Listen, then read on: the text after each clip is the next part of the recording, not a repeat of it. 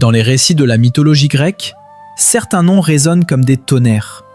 Zeus, Poséidon, Hadès. Mais au cœur de l'Olympe, une présence silencieuse observée.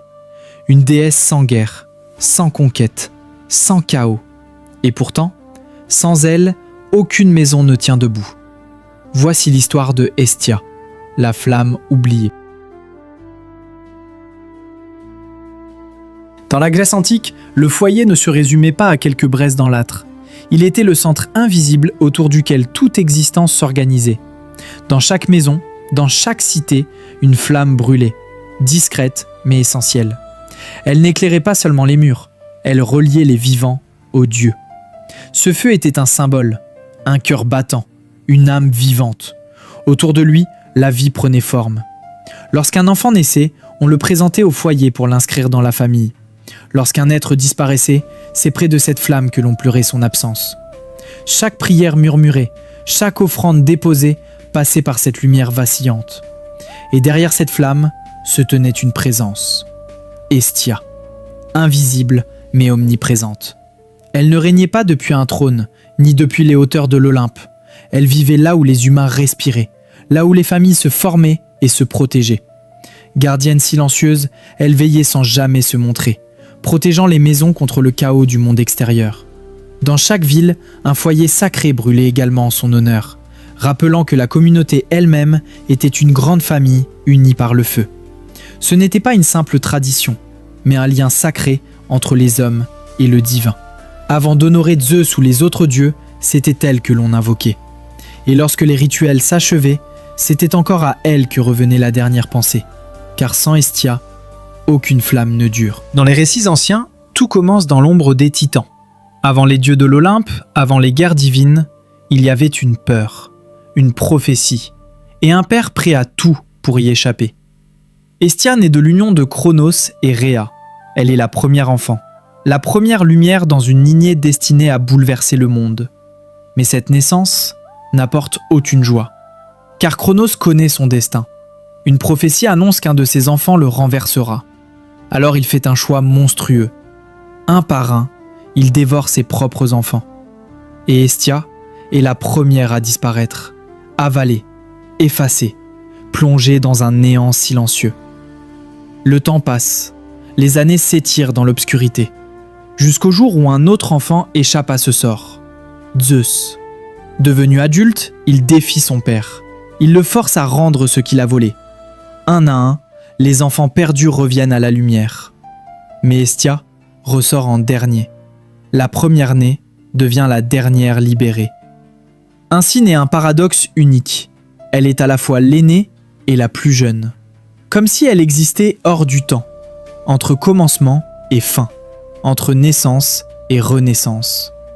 Ce n'est pas seulement une histoire de survie, c'est une transformation. Car Hestia n'est pas une déesse de conquête ou de chaos. Elle est celle qui a connu le vide et qui en est revenue. Une présence calme, forgée dans l'obscurité. Une flamme qui ne s'éteint pas, même lorsqu'elle disparaît. Dans l'Olympe, tout est désir. Pouvoir, conquête, domination. Les dieux s'affrontent, s'aiment, se trahissent, guidés par des passions brûlantes. Chaque regard cache une ambition, chaque alliance une stratégie. Mais au milieu de ce tumulte, une présence échappe à toutes les règles. Hestia ne cherche rien, ni trône, ni reconnaissance, ni influence sur le destin des mortels. Elle existe, simplement. Et pourtant, même dans ce calme absolu, elle attire. Sa beauté n'est pas éclatante comme celle d'Aphrodite. Elle est plus discrète, plus profonde, presque intangible. Une flamme douce, impossible à posséder.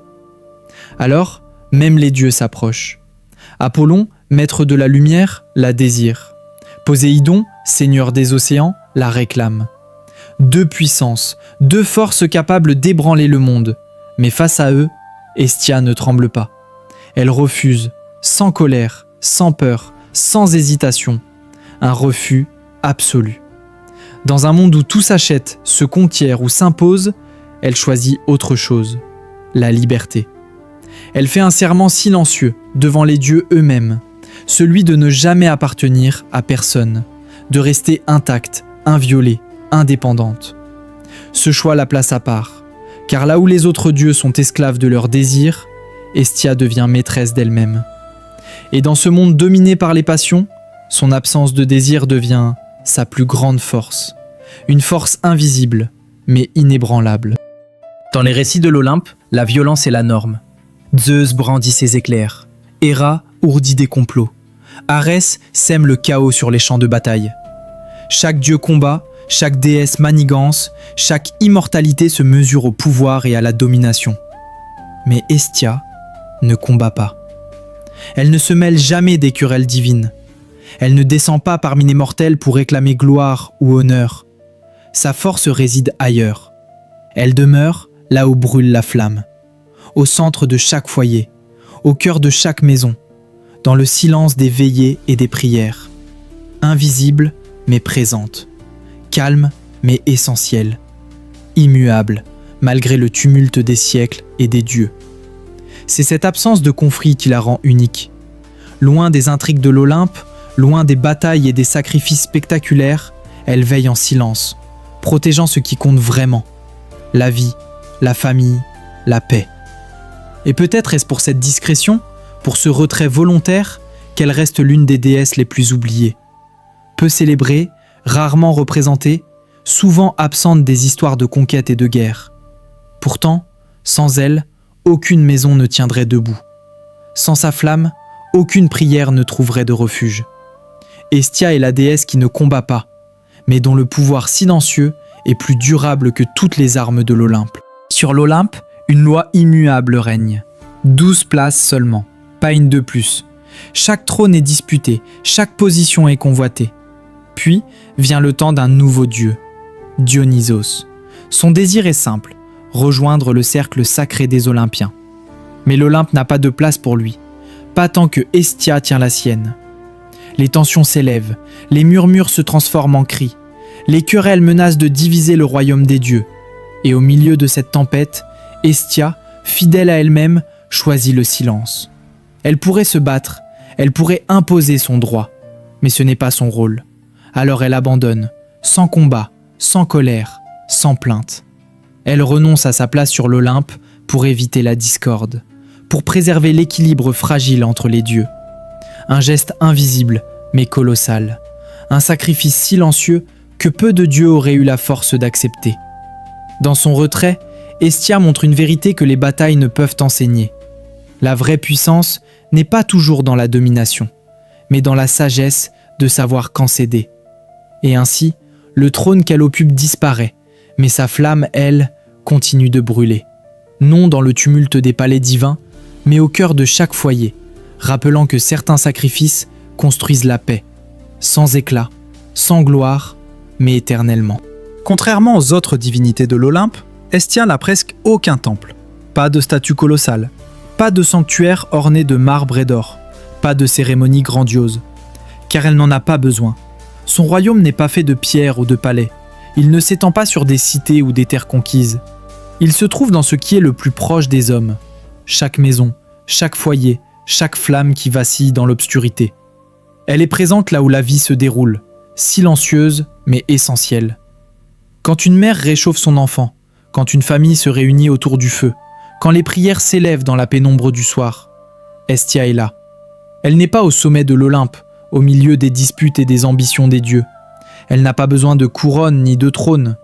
Elle est dans chaque respiration, chaque geste, chaque instant de paix au cœur d'une maison. Hestia n'est pas une déesse qui domine ou conquiert. Elle protège, soutient, veille. Partout où une flamme brûle, son essence demeure, invisible, silencieuse, immuable. Et dans ce rôle discret mais vital, elle s'affirme comme l'une des plus puissantes. Car être partout, dans tous les foyers, dans tous les cœurs, c'est une force que ni guerre, ni ambition, ni trône ne peuvent égaler. Aujourd'hui encore, Hestia reste une figure discrète, presque invisible. Dans la culture moderne, son nom n'éclaire que quelques histoires secondaires.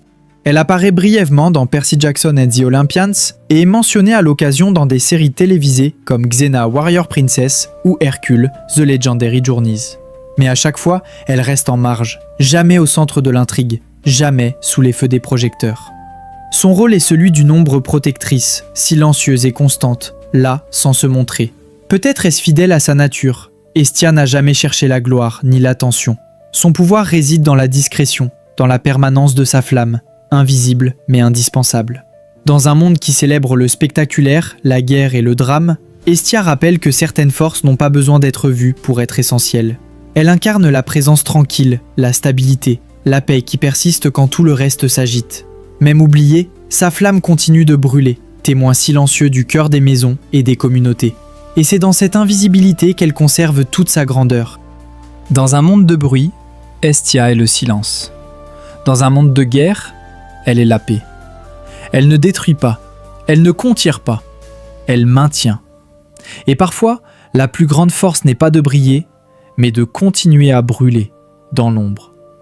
Si cette chronique t'a plongé dans les secrets oubliés des dieux, abonne-toi à Chronique des Ombres, car certaines histoires ne demandent pas à être vues. Elles attendent d'être révélées.